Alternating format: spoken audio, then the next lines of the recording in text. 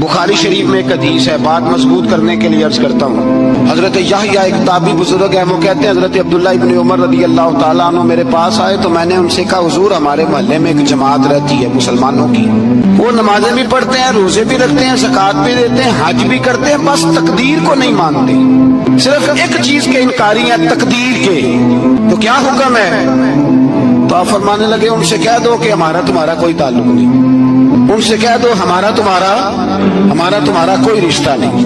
ہمارا تمہارا کوئی کسی قسم کا رابطہ۔ اور فرمایا ان کو بتا دینا کہ رسول پاک کے صحابی نے فتویٰ دیا ہے